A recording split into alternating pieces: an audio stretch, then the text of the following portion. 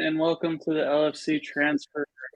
Hope you had happy holidays. Apologies in advance. I am still eating dinner, but I'm going to take the hosting duty seriously and make sure the stream content comes first. But first of all, I'd like to welcome Brandon and Colin joining us today after the holidays. First, how you doing, Brandon?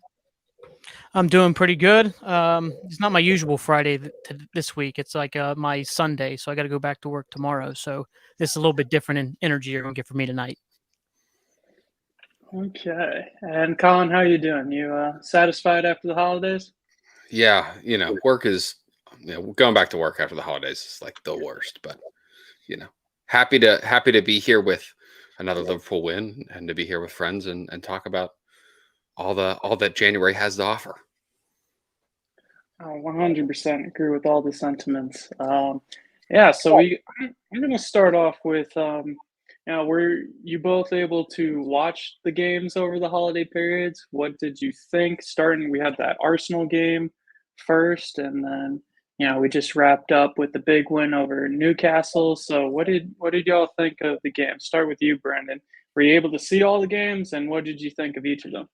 I actually was I work retail and it was like dead on like game days, so I was actually able just to sit there for 2 hours and watch like a game, which is not usually something I can do. So it was nice to actually get to watch. I got to watch all three games. I thought the Arsenal game was it was a great game to watch. I think overall, I think we'd be the more frustrated side not getting the victory there. But I mean, at the same point, coming back against a team as good as Arsenal, you can't really hate a point in the end of the day, though it is frustrating. The Burnley game was frustrating because it felt like we should have been up 5-0 within 20 minutes, and it was just like grinding gears. But once again, 2-0, you can't really argue with the overall result.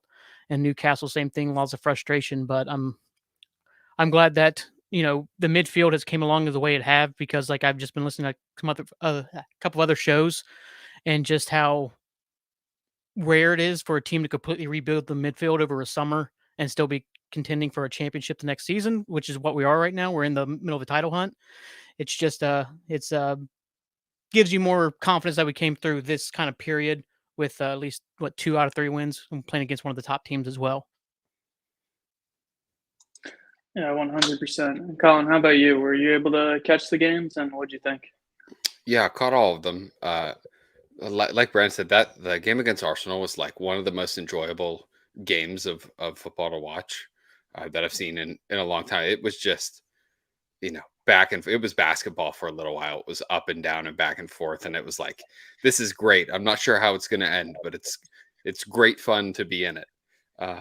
Would have liked the full points, but they are a good team, and it seems as though we get pretty much teams' best efforts, especially in the Premier League. So, I wouldn't expect anything else. The Newcastle game, I was like was very pessimistic on and like frustrated about, and I rewatched it again last night, and I was like, oh no, we were on them for the entirety of it.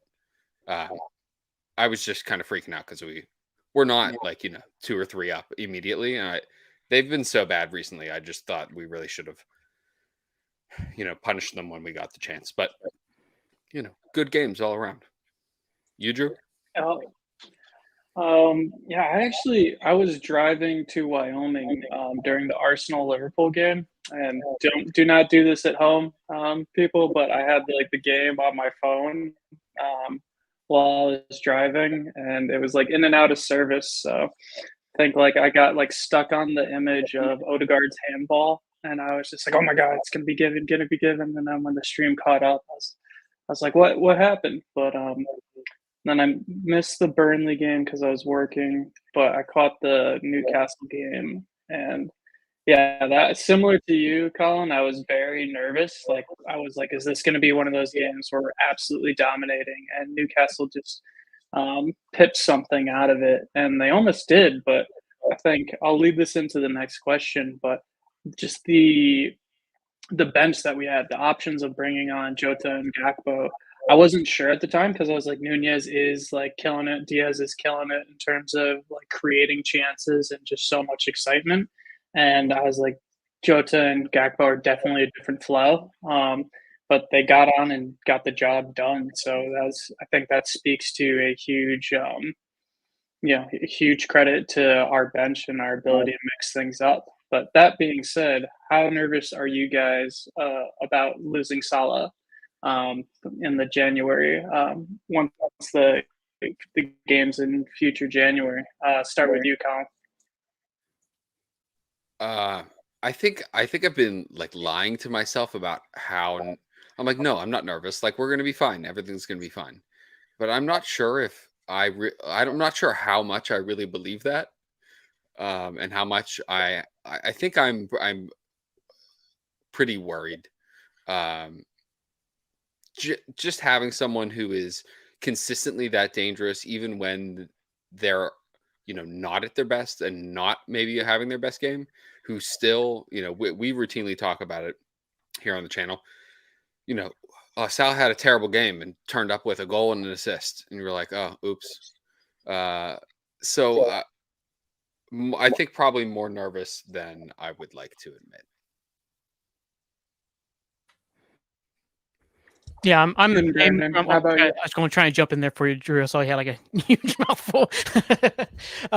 Yeah, I feel the same. Like it is kind of nerve wracking because of how Salah's ability to kind of be completely off it. Then, like as Colin said, he ended up Newcastle with 2 goals and an assist. So it's the knack of world class players. Like losing any world class player for any extended period of time is going to really hurt the team. Maybe this gives us the option of like kind of, as we saw with not Diaz, I'm sorry, Nunez over the weekend, how he kind of spurned a few chances, though I think 2 of those chances are he did the best he could and Dubravka just made incredible saves. Then there's just the one that for sure he's got to be putting away. I lost my train of thought. Sorry. Maybe we can toy with him going down the right or going down on the left and playing more of a winger, playing Yota through the center or playing Gakpo through the center. It's going to give us maybe some different options and different looks. And maybe I think can also spurn, because I think the way Spurs are playing, like I want to use Spurs as an example here, is that once they lose Harry Kane, they lose that kind of, talisman type player. It does create a vacuum for the other players to know they have to step up or wants to be, I'm going to be the guy who's going to step up when Salah's gone. I'm going to be the guy who kind of carries the team. And you can see how far that's kind of carried them this season of this, like, James Madison or Son or whoever just saying, I'm going to be the guy now, because there's not that guy who's in front of him at all times, because no matter what, you're not getting past Harry Kane, and kind of in this team, you're not going to get above Salah in terms of the attacking stuff. So now this is the time for somebody to kind of, this is my team right now. So hopefully that could be Nunez. Hopefully it's any single one of them. If it's Harvey Elliott, I'd love that too. So, I don't care. If it's Virgil scoring 8 goals a game, I'd be cool with that. So. Yeah, 100%. I agree with both of you on that. I'm nervous, a bit nervous like Colin and Brendan. I think you hit the nail on the head for me with players stepping up. I think that where you have a real team going on, that's something I think doesn't get stated enough. Like I feel like Man City's a bunch of mercenaries. They're really good at their job, but I don't see them like being like a real family where you really get that with Liverpool, and it doesn't seem forced or unnatural. It just seems like naturally that all the guys get along. And it's a really like healthy environment to be in. So I'm hoping, like same as you, Brandon, when Salah goes, that we'll have the players to step up, whether that's Szoboszlai right wing, whether that's Elliott, whether we put Gakpo on the right or Nunez or whoever it is. I think we have enough, and for me, it's just hopefully everyone stays fit for that period until Salah gets back, because I think you're right. Everyone will step up, and that they know they have to. So fingers crossed that happens. But final question on that before we move to our main topics would be, who would you prefer in the Salah role to deputize while he's away? Colin? So as we were talking about that, I was kind of running through my mind the various scenarios which I could see Jurgen doing based on kind of where people have played. And the first thing that had come to my mind was that maybe Szoboszlai plays there, and then you fill in, like maybe, or like Harvey starts there and Szoboszlai, and they kind of interchange, and I could see that. Now with the Szoboszlai injury, I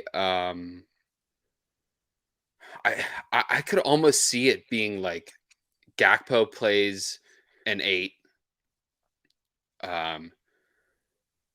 Harvey starts out on that side, like Jones or Gravenberch, like and then Nunez and Diaz would still be, in their center and left wing spots respectively.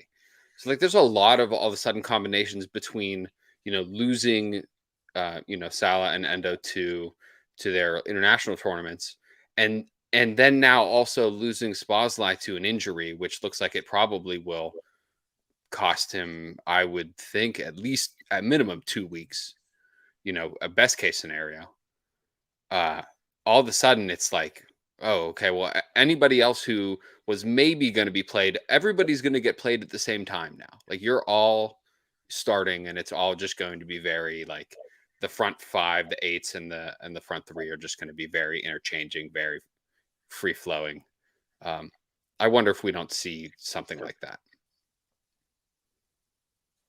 I'll be curious to see how Klopp handles it. But Brandon, who for you gets the nod on the right wing? I think with the Szoboszlai injury, I think it does open up the door for Harvey to get forward. I mean, that's been kind of the thing with Harvey is he's not really a midfielder in the traditional sense of how we play midfield. Like he's been kind of just put there. That's where he plays, and he plays all right. I think he's more forward. Like I don't know. It's tough to put that much pressure on a 20-year-old. Hey, go replace Mo Salah real quick for us.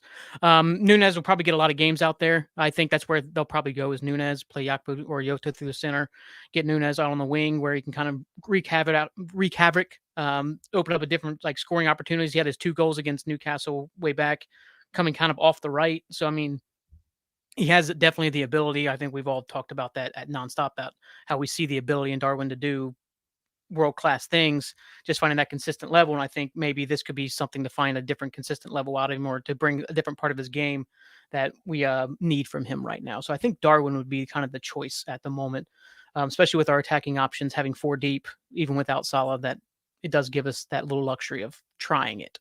And I don't think with the schedule, what is our big game? I think it's Chelsea, isn't it? Like in terms of league? Or am I missing one? Sorry. Arsenal, right? Don't we play Arsenal? I know we play Arsenal in the FA Cup. Cup. That's on Saturday, isn't it? Saturday, Sunday. Yeah. We play them in the league again too. Not too long after that, though, right? Yeah, it's first week of February, so we should have everybody back. Oh. Yeah, Arsenal FA Cup 3rd round on Sunday. No, that's right. Yeah, Premier League's off this weekend. Mm-hmm. I'm being dumb. And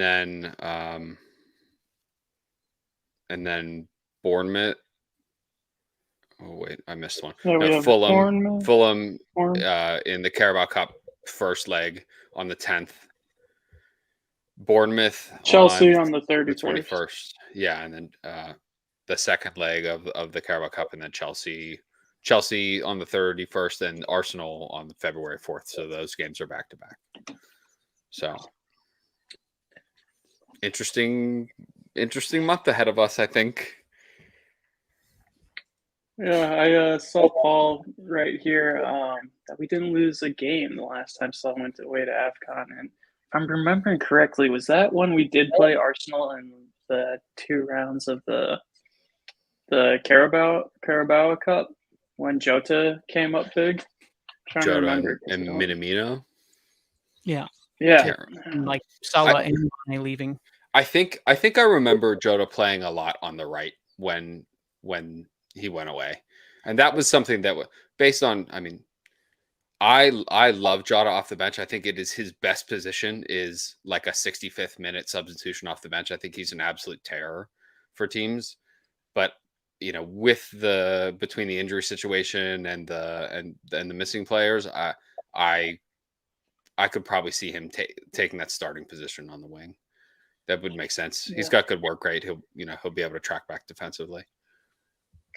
Bailey brought up a good point here. Highlight this. Not to diminish, you guys mentioned it as well, but we're not only missing Salah, but we're also missing Wataru, and that's going to be a huge miss, I think, because he's really came into his own lately and has done a really solid job at the 6. Do you guys think that McAllister is ready to step in after his little injury period off, or do you think that's going to be kind of shared between him and Curtis Jones? Are we going to play the double pivot with Trent and somebody else like Gravenberch, or is that another situation where we're just going to have to share the load with the midfield, just like we're going to have to share the Salah's load up on the right wing? Start with you, Brendan. Sorry, I got distracted. There was the question. All good, all good. Talking about we're not only going to miss Salah, but we're also going to miss Wataru. I know both of you touched on that, but what do you think we're going to do for the Wataru situation? Do you think McAllister is ready to just step in after his injury period to just resume that role, or do you think it's going to be shared around or like a double pivot kind of change? What do you think is the best option going forward there? If McAllister hadn't came back yet, like if he hadn't played a little bit this past weekend, I would be a little worried about it. But the fact he kind of stepped in, playing pretty well. I know he had that great ball to Yoda that got the penalty, a terrific ball. I think somebody showed like the camera angle from behind the play, like how just beautiful of a ball it was. If he hadn't played yet, I'd be worried. I think he does step right back into the team. If we didn't have the injury issues at left back, maybe you could see that double pivot happening. But I think with the injury issues needing, I don't think you throw Owen Beck into the Premier League games, even though we just recalled him. Like maybe he didn't care about cup games, but I don't want to throw him into the fire. He make a mistake in a title race type situation, and all of a sudden his career has been completely ruined. So I don't want to put too much pressure on the kid. But I think right now with the injury situation left back, kind of moving Trent into the midfield is more of a as the game progresses, not from a starting position. And how about you, Colin? Who would you have stepping up for Wataru, or would it be a mix? Mm-hmm. It unfortunately is going to be McAllister, and it's the timing of it really stinks. Which is, he was primed in and Wataru really started to hit his stride like right as and right before he had gotten the those like puncture wounds, which had him out, which would have allowed us to kind of probably start the preferred midfield three of McAllister, Szoboszlai, and Endo, and now with an injury and an international duty, it's like, okay, McAllister, like back to the six you go. And I think those guys, he would probably be more understanding, I would bet, about having to play this role at this time given the circumstances versus when he was kind of quoted at the beginning of the season being like, yeah, it's like not my favorite position, not where I really like to play the most, but I'm doing what the coach is asking me, and I think in this position it's more like you can pretty clearly see that, like, you're tied. You're the coach's hands are tied. Like there's only so many decisions to be made. Like, and if you want to play, like, he's good at playing the position, even though it's not his best position, I don't think. Yeah, I agree. Yeah, it's definitely unfortunate timing. He was probably looking at that chance of playing in his natural position. And unfortunately, probably back to number 6 duties. Maybe Curtis Jones will help him out with that, but we'll see. But scored that absolute screamer, and then like was immediately injured, and then right back to the 6. It's like, yeah, thanks for that. Goal of the season, back to the 6. Absolute belter that was for your first goal. But I guess Wataru had a pretty nice belter. It was that upper 90, right? In the comeback. That was his first Prem goal for us too. Yeah, that was that wacky Fulham game. Yeah. So I'll take one down now from the top of the stream, or the title of the stream rather. Get this out of the way, but with Salah and Wataru off on international duty, is there a potential chance of that right winger coming in, even though he doesn't play on the right, but Mbappe? The rumors around Mbappe, Real Madrid are doing a one last take it or leave it to PSG. That's the rumor out right now. And Liverpool are also touted as the other interested party that has real potential to signing Mbappe.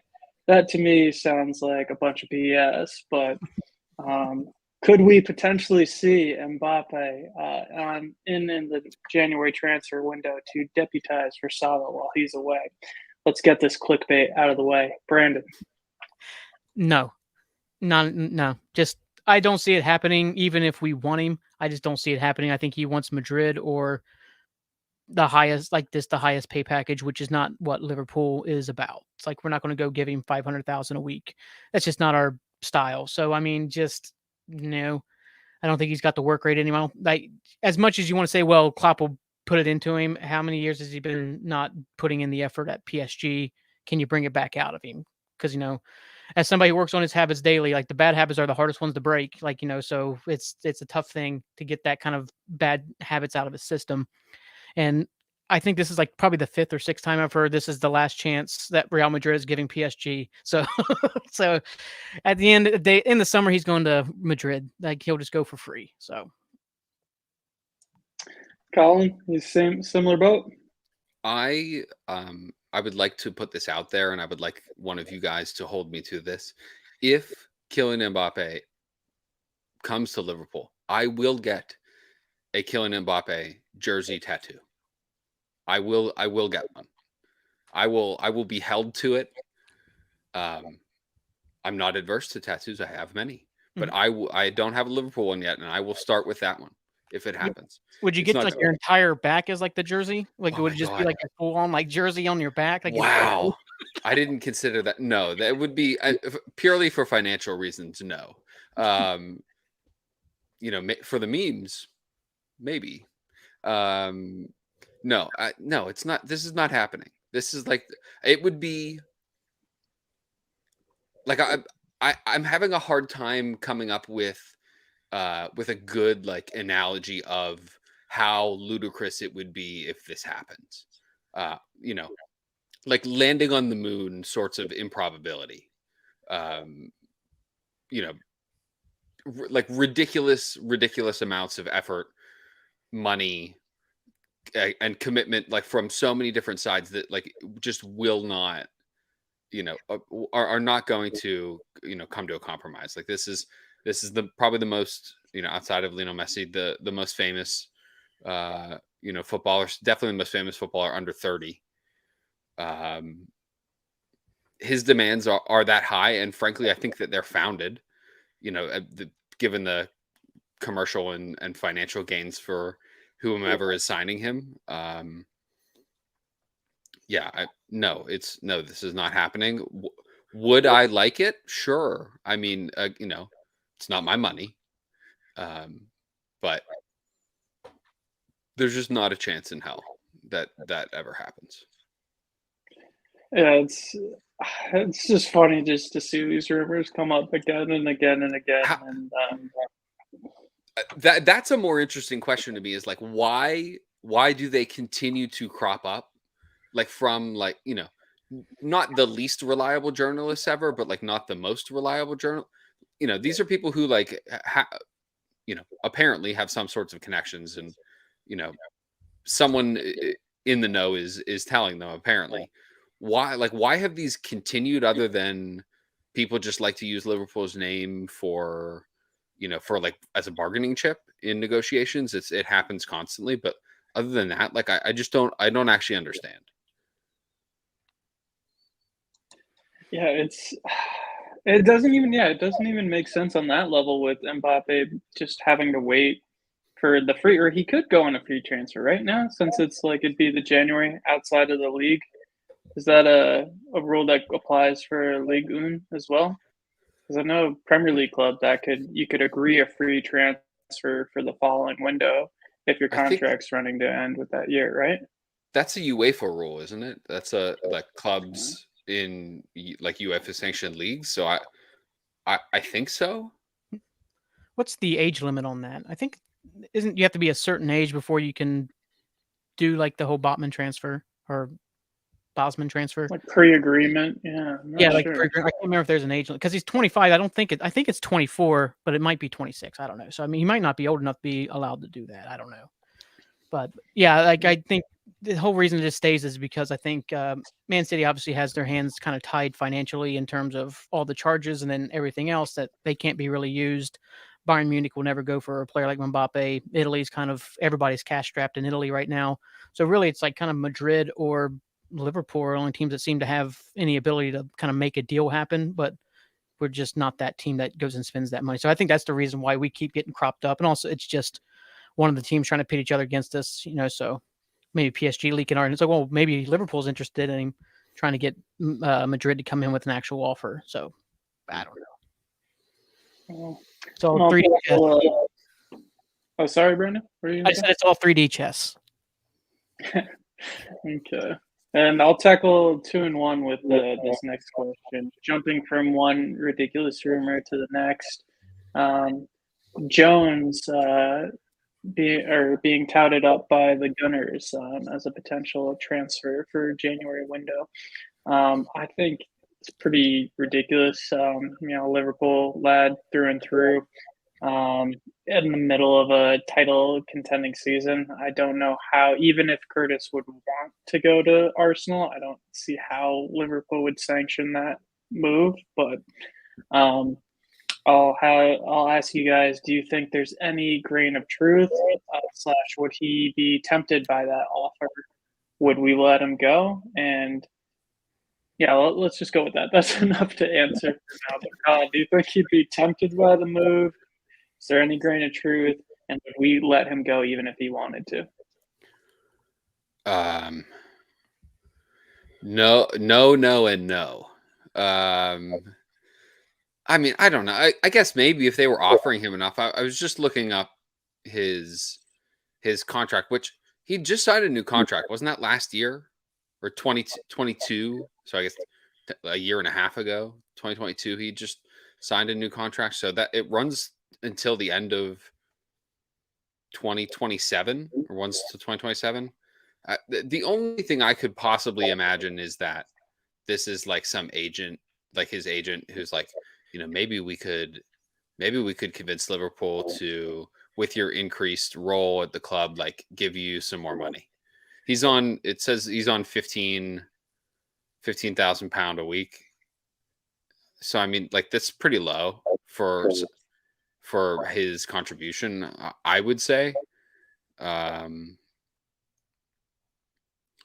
like the extension was signed not long ago. And November 22. Yeah. November 22. So yeah, we're like just over a year and a couple months. So like it's not like he's even coming towards the end of the contract. The only thing I could think of is that the only thing that could possibly tempt him away is if Arsenal were like, would you like 215,000 pounds a week?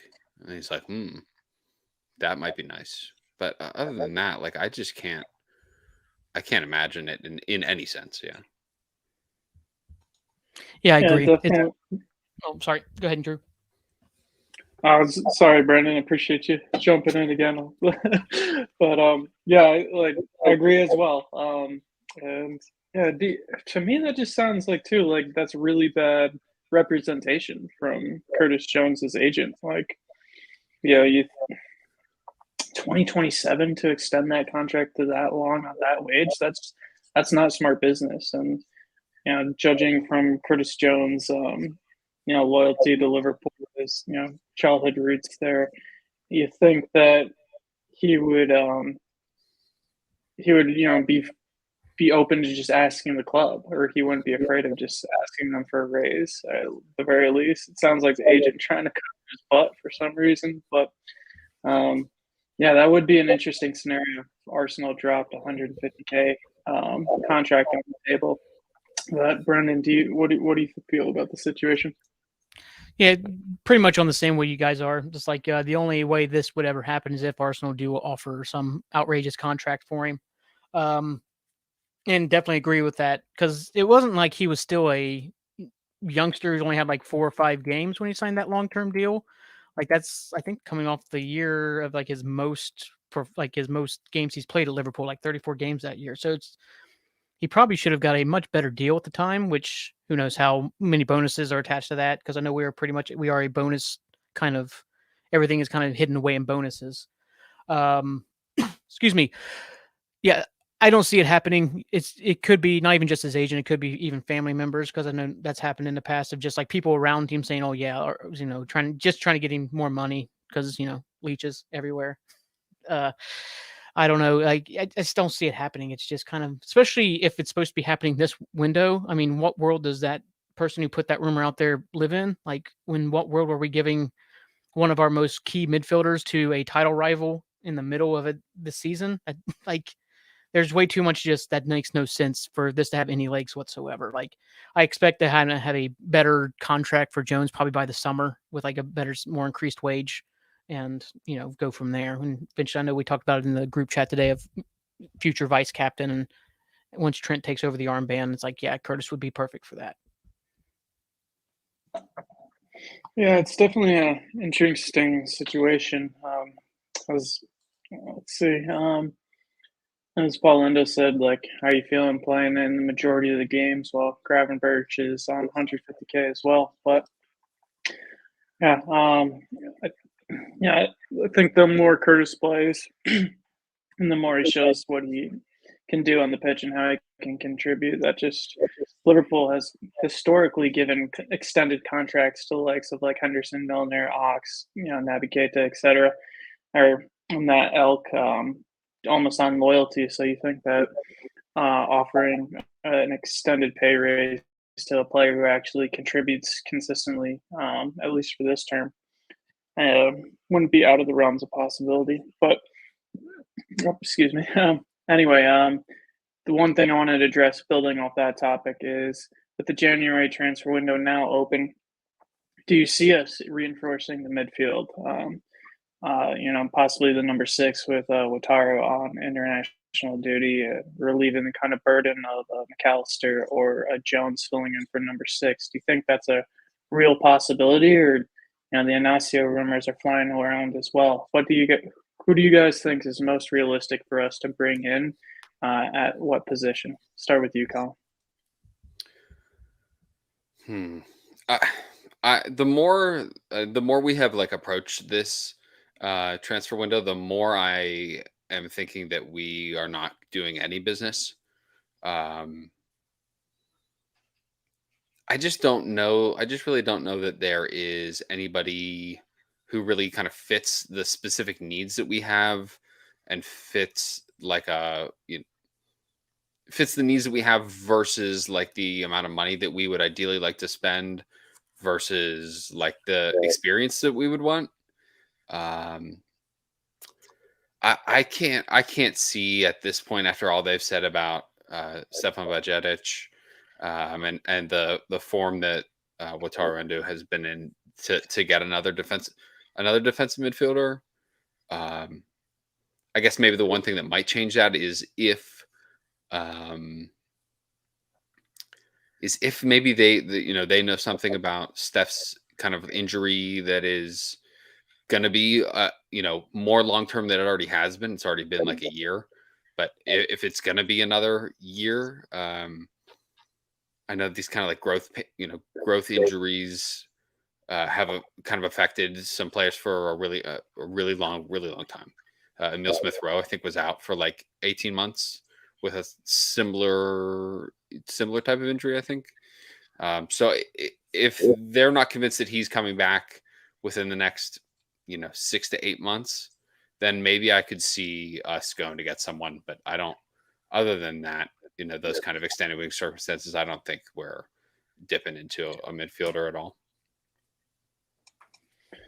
Yeah, that's fair. It definitely seems like, and we have, I think, when we're fully fit, all the right components, and that's the asterisk there, when we're fully fit. But Klopp can take his time to settle in a player. It's not every player is like a Luis Diaz coming right into the team or performing well right off the bat. So it'd be interesting. The only one that I could see is a center back, because for me, I'm curious, like, if we lose Konate, then, especially since we're down Tsimikas and Robertson, with Gomez filling out on left back, if we lose, if we lose any one of the back line at this point, it's real danger zone. But that's why I would see potentially a center back with the Inacio rumors, and I think Jamie has put it up here.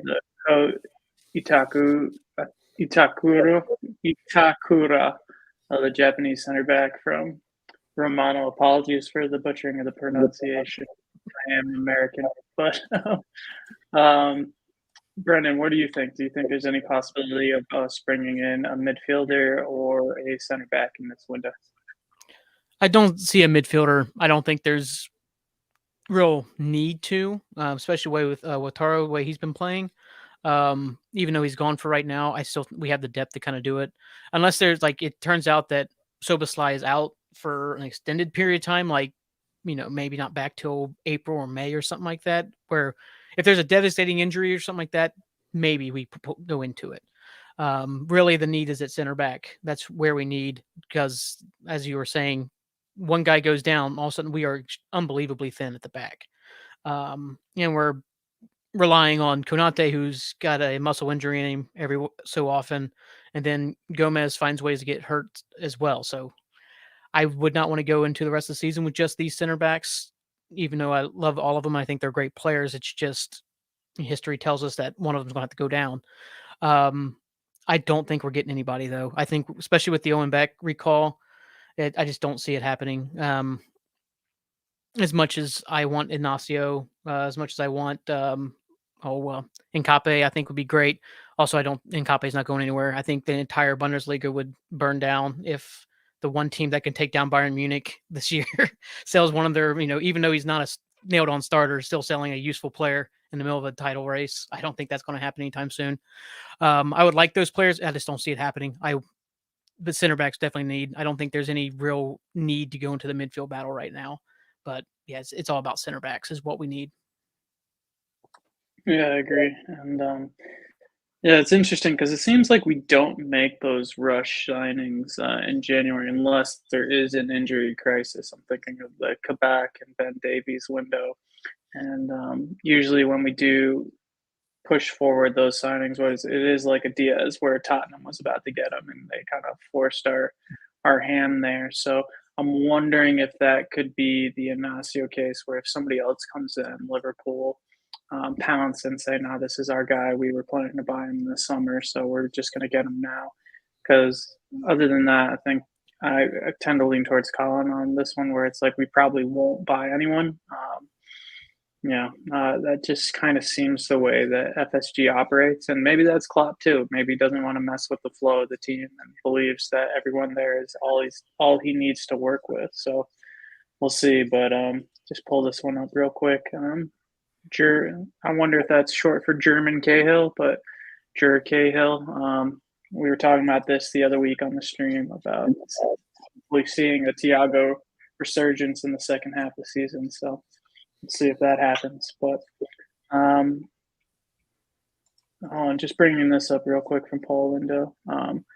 We have signed players in the January transfer window, but those tend again to be the Lucho and where other clubs forced our hands first, the Tottenham and then Man United, whereas Virgil van Dijk, we just kind of missed out with Southampton in the summer. We kind of screwed that one up and rectified it in January. I always felt that was Southampton just basically doing a PR thing of like, we're not going to settle Liverpool and then just, having to at a certain point. It was just, we're not going to do it this summer.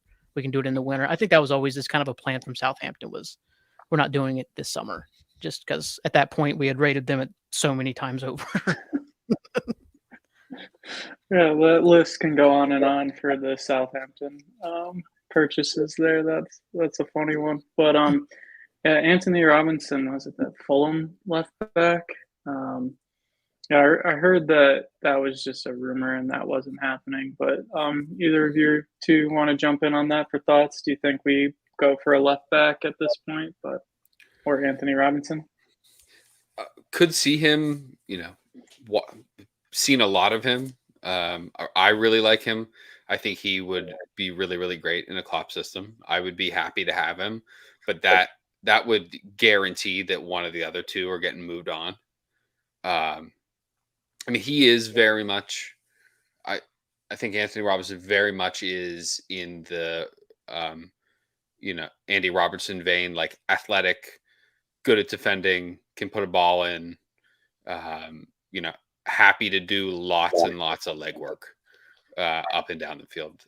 So I would be happy. I saw it might have been us that tweeted earlier today that it might be a situation similar to the Lucho or the Gakpo deals where it's, you know, someone else was imminently going to do a deal for them, and it was like, okay, well, if you don't get them, then you're not going to, and that would be the only reason that we would go in and get Anthony Robinson.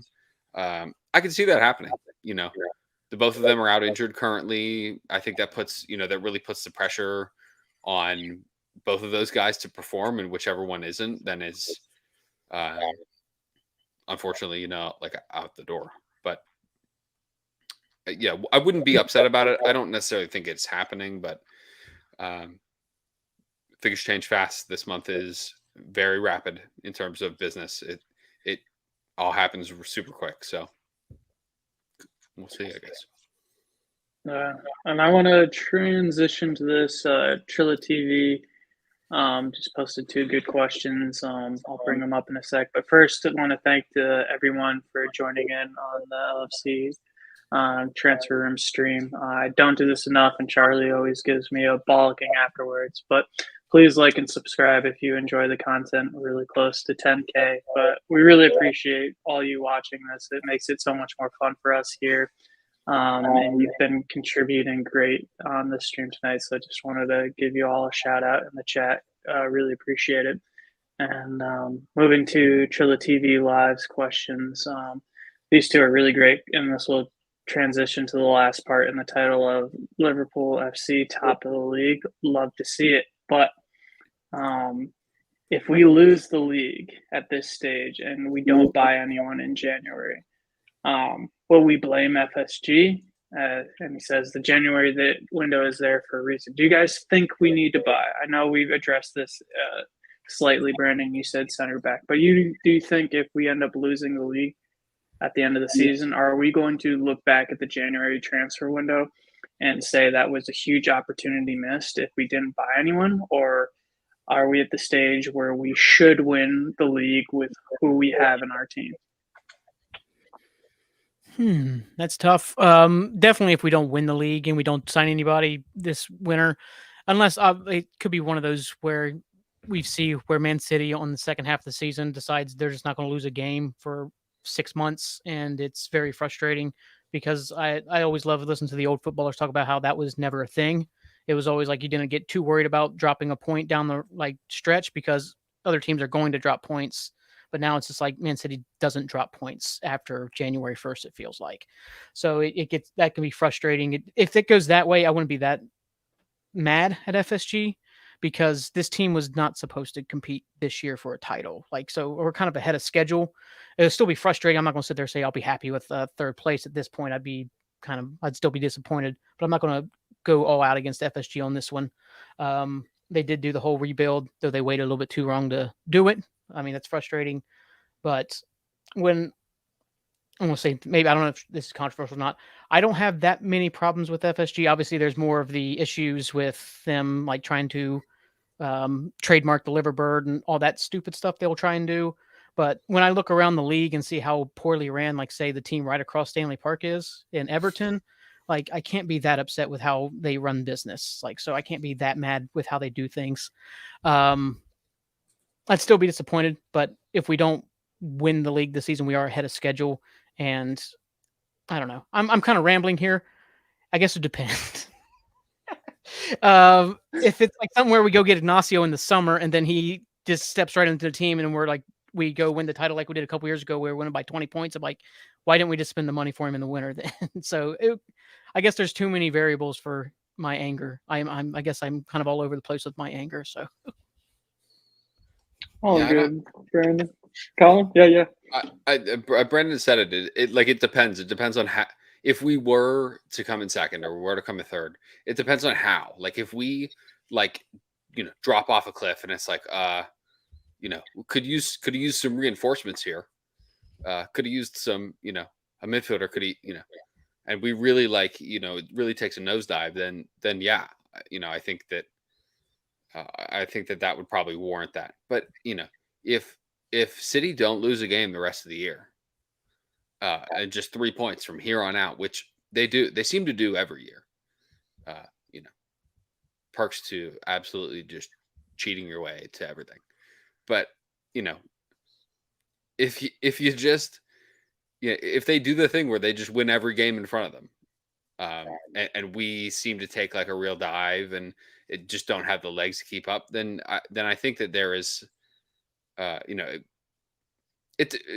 Brandon said, it depends. If it really looks like we could have used the legs to, an extra body and extra reinforcement, and if Thiago still is, doesn't come back, and the the center back injury crisis deepens, like it's a real problem. It's a real massive problem that could have been addressed. If not, and like we get pipped to it by one because we tied one game and they, or tied 2 games and they won everything else. Like, what do you like? At a certain point, it's like you're playing against like the Ivan Drago of clubs. Like they're made in a lab, pumped full of steroids, and like designed to kill you. Like that's like what they were built to do. It's hard to like fault them for fulfilling their programming. Yeah, I 100% agree with you. I'm with you guys on that, and I feel like a lot chiller than, like, I know people can get upset, and I always say emotions are valid. I can get frustrated, especially when I look at our LFC transfer room WhatsApp during a game, because there tends to be a lot of negativity. I'm a pretty positive person, but I think for me, it only comes, like, it's one of those hindsight things. I think for me, I'd be upset if we didn't get a center back, knowing that we're on that precautious kind of territory. If Klopp didn't have a plan, or like comes out and says it, not like protecting FSG kind of thing, but which I guess we'd never know, because you never know if he's protecting FSG or if he's just truly believes we have everything we need. But yeah, with what you guys said, losing like 1 point to City, I don't think it's while it hurts in the moment, like I think it's just amazing that our club can compete with a Ivan Drago of a club who are cheating like pretty obviously, but still feels even better when we do beat them. Like that title, where we just absolutely smashed them out of the water and didn't even need to play a game after the resumption of the league to win the title. That was just amazing. But I'm not so sure City is going to go on that run. I think this kind of reminds me of the year that Pep came in and needed time to get it right. I think he pulled too many strings of the sweater, and it's all just a jumbled mess right now. And I think we're in a real strong position to challenge for the league.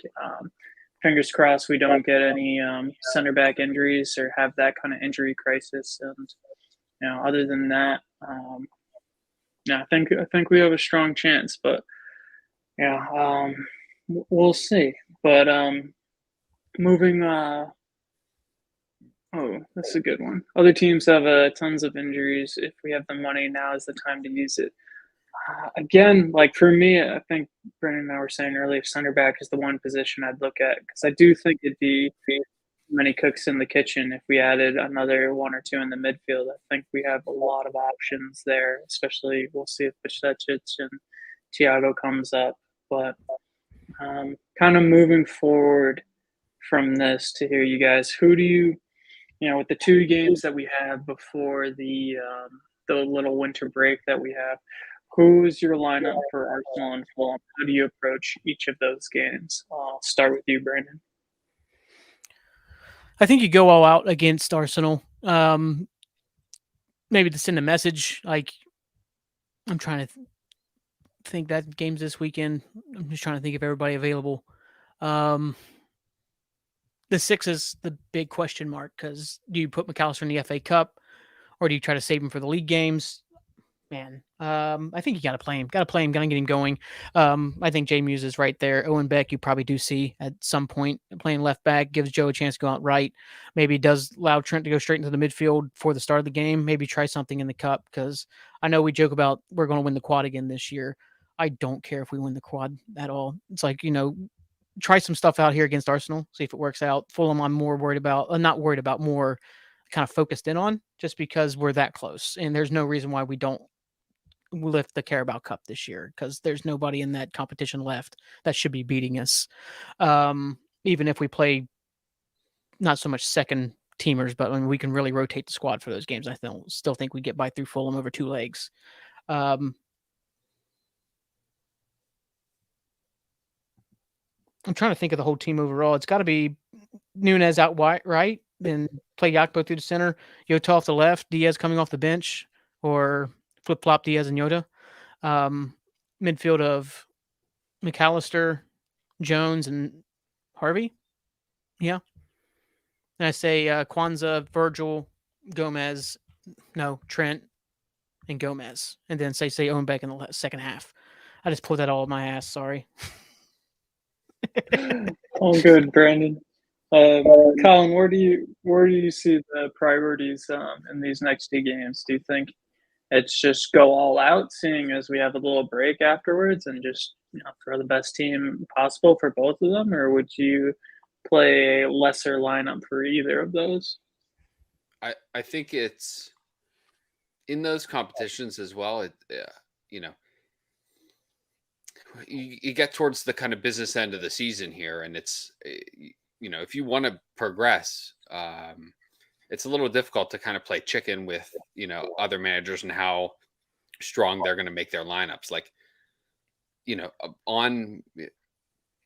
if everything's even, like a trophy is a lot more valuable to Fulham than it is to us in terms of like just meaning, not necessarily like monetary value to the club, but like meaning to supporters who haven't won nearly as much recently. Like it would mean a lot more to them, and I think a manager has to understand that, right?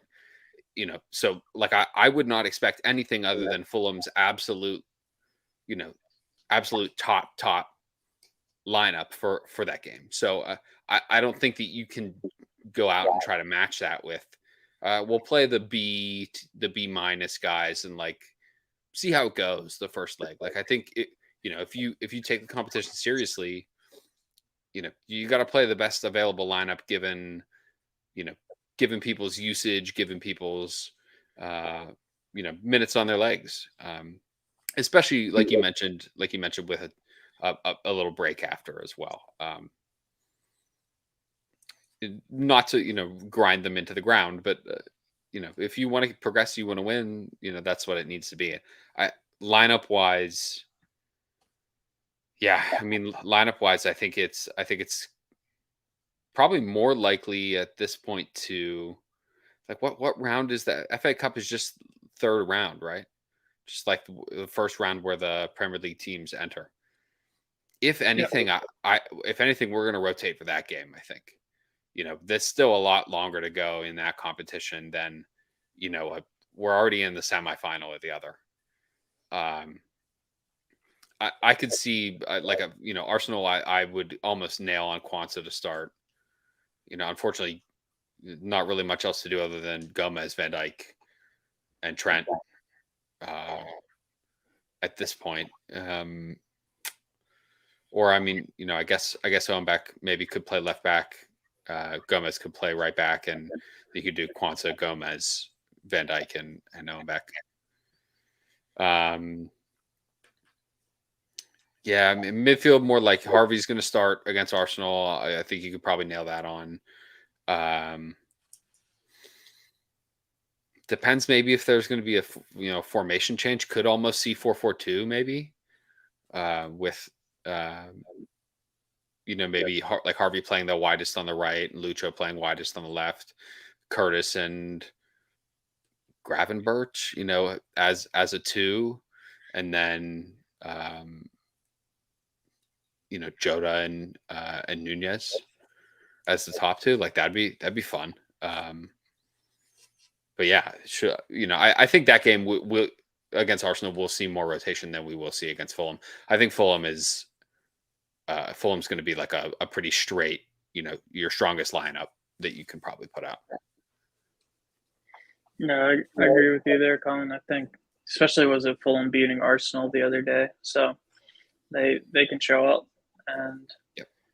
yeah, we'll see. I also think I feel like Arteta. Oh, we draw Arsenal a lot in club Always. competitions, and I swear Arteta always plays like the strongest lineup he can with like maybe one youngster at whatever stage of the competition against us. He always tries to go all out against us. Maybe kind of reminds me of the Man City and the Community Shield. Like maybe he's trying to prove a point, but.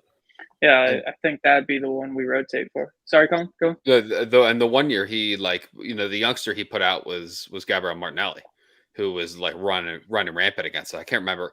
It had to be like 3 years ago now, and he was all over the place in that. I can't remember even which cup it was, but you're right. I feel like we play them constantly. Yeah, so it'll be interesting.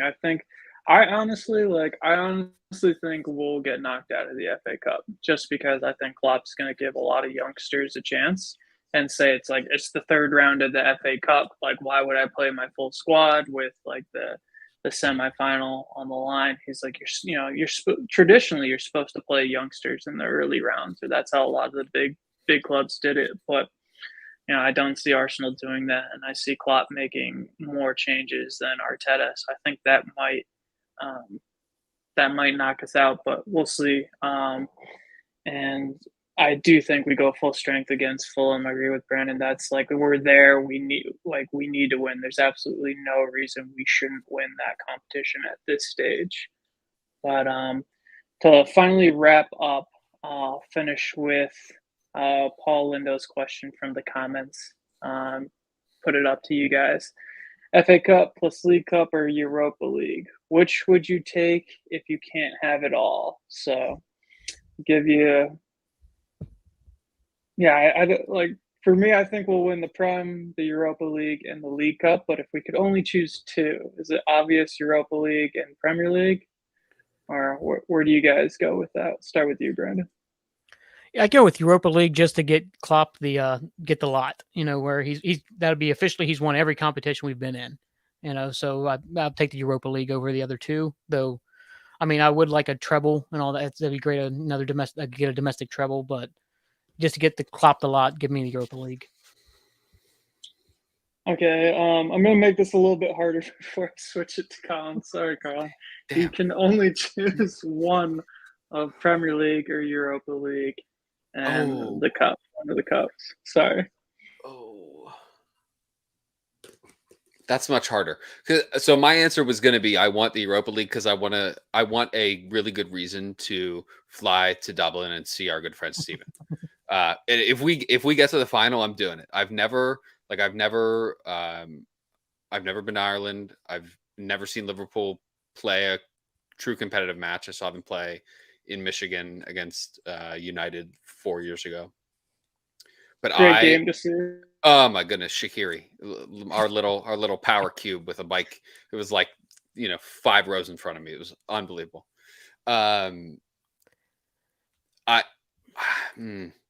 If it's that or the Premier League, probably the Premier League. Can I take making the Europa League final against Leverkusen so I can go see Steven and see Liverpool play in Ireland and then win the Premier League? And we lose. Florian Wirtz scored like a 60-yard, screen. He just turned on and turned on a counterattack and just hit like a 60-yarder over Allison's head. Darn, we lose 1-0. I'll take that. And a Premier League title. Yeah. That's fair. I'd still choose the Premier League. Obviously, I'd want it to get to 20. I'd want to get United back down where they belong. But I do like the idea of Brandon. Saying Brandon got the easier question, but completing the lot for Klopp. That does sound absolutely nice, but I'd have to choose Premier League. And I don't really want to see Steven. Hope he sees this. Just joking, of course. Just clip that and just send it to the WhatsApp. Yeah. But we'll wrap up in a second now. But any closing thoughts from you, Brandon? I'll go to you, Colin, after this.